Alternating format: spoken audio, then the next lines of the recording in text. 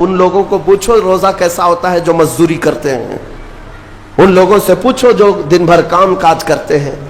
میرے عزیزوں، روزے رکھنے کے بعد کیا رب تبارک و تعالیٰ کسی کو اس کی طاقت سے زیادہ تکلیف دینا چاہتا ہے؟ نہیں میرے عزیزوں، وہ رحمان ہے۔ اس نے جب تمہیں ماں کے پیٹ میں 9 مہینے رزق دیا تو کیا کائنات میں نہیں دے گا؟ تمہیں ماں کے پیٹ میں بھی رزق دیتا رہا۔ تم جب دنیا میں آئے، تمہارے ماں کے سینے میں خون سے دودھ کس نے بنایا؟ تمہارے رزق کا انتظام کرنے والا وہ خدا اگر تمہیں حکم دیتا ہے کہ صبح سے لے کر شام تک بھوکے رہو تو یہ اس کا ظلم نہیں بلکہ یہ عین کرم ہے۔ اللہ تبارک و تعالیٰ کا رحم ہے تم پر کہ وہ مولا ہماری اصلاح چاہتا ہے کہ ہمارے اندر تقویٰ آ جائے، جسم میں بھی اور روح میں بھی۔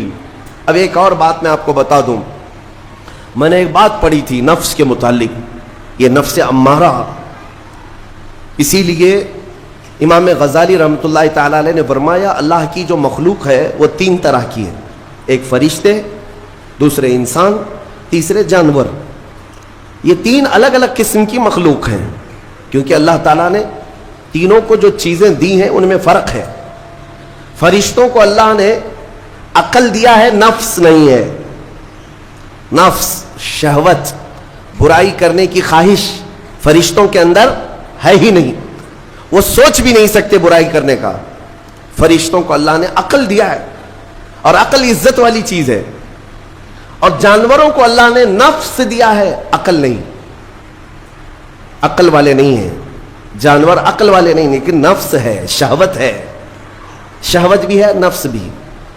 لیکن انسان ایک ایسی مخلوق ہے جسے اللہ نے عقل بھی دیا ہے، نفس بھی دیا ہے۔ مطلب یہ ہے کہ تمہیں اللہ نے ایک چیز فرشتوں والی دی ہے، ایک چیز جانوروں والی بھی دی ہے، دونوں تمہارے اندر ہے، عقل بھی ہے، نفس بھی ہے۔